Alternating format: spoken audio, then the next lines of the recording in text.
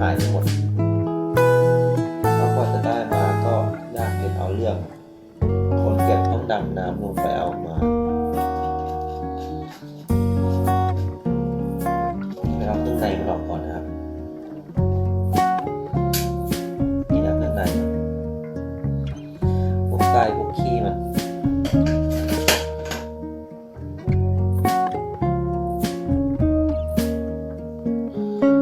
บ้าวันนี้ผมโดนไปแล้ว1 แผลหนามปักเจ็บชิบหายเลย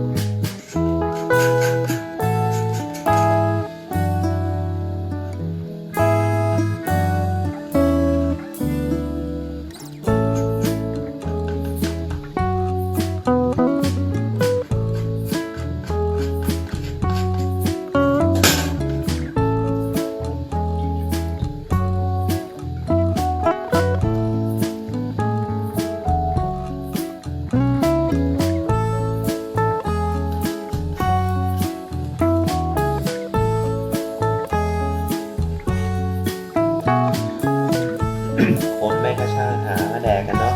อยู่ในน้ำก็ยังคนขึ้นมากินกันแล้วผมก็คือหนึ่งในนั้นที่สัตว์หาที่จะแดก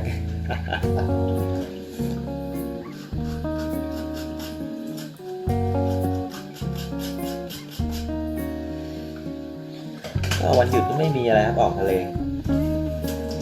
เที่ยวด้วย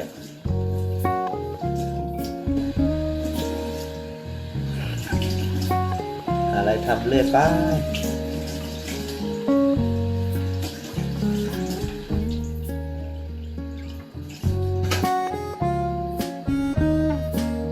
นี่เสร็จแล้วนะครับเอาไข่มันออกมาแล้ว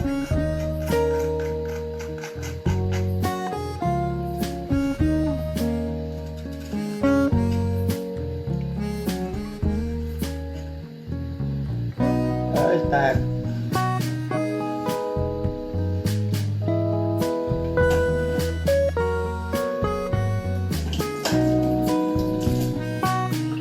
ร้อนแรกครับ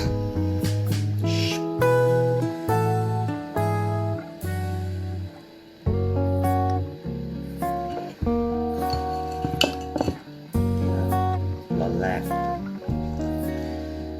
วางหน่อยนะจ๊ะเจ้าเม่นจ๋า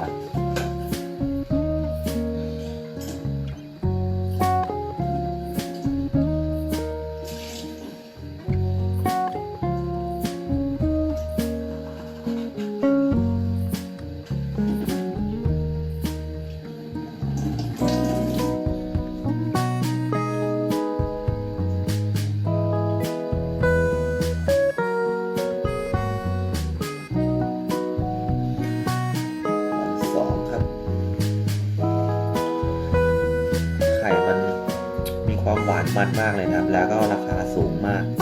แพงมากคนญี่ปุ่นนิยมกินกันมากกินกันจนแทบจะสูญพันธุ์ของประเทศญี่ปุ่นแล้วตอนนี้ที่ขายอยู่ในประเทศญี่ปุ่นผมเพิ่งรู้มาซัพพลายเออร์บอกมาว่าแม่งนำมาจากประเทศนิวซีแลนด์ออสเตรเลียทั้งนั้นเลยแล้วก็ไปตีแบรนด์ของญี่ปุ่นเพราะญี่ปุ่นมันแดกจนจะหมดแล้วราคาก็สูงนำเข้ามาเมืองไทยตัวหนึ่งต้นทุนไม่ต่ำกว่า500ขายก็อยู่ที่ราคาตัวละ800 ถึง 1,000 บาทแล้วแต่ไซส์ครับแต่ไซส์นี้น่าจะแพงแต่ว่าผมโชคดีหน่อยเจ้านายผมมีเรือพาเที่ยวทุกวันหยุดออกทะเล อ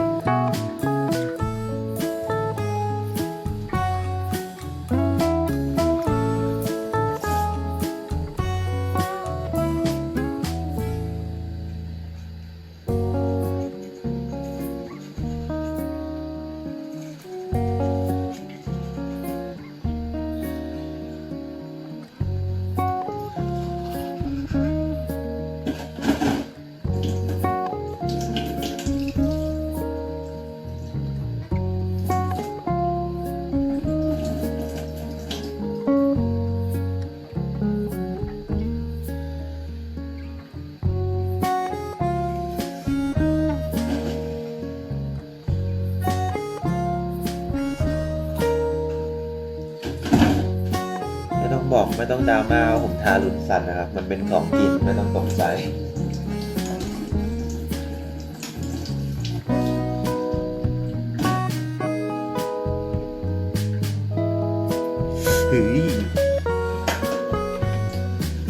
โชยุนิดวาซาบิหน่อยยอด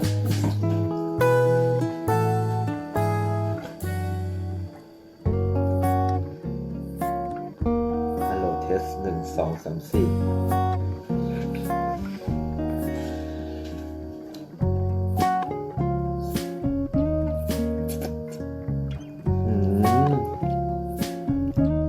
หวานแบบ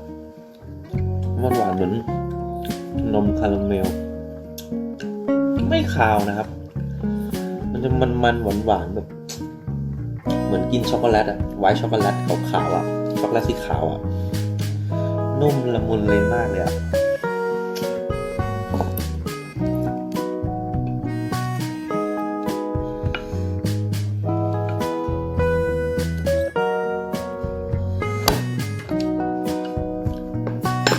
ได้ทำต่อ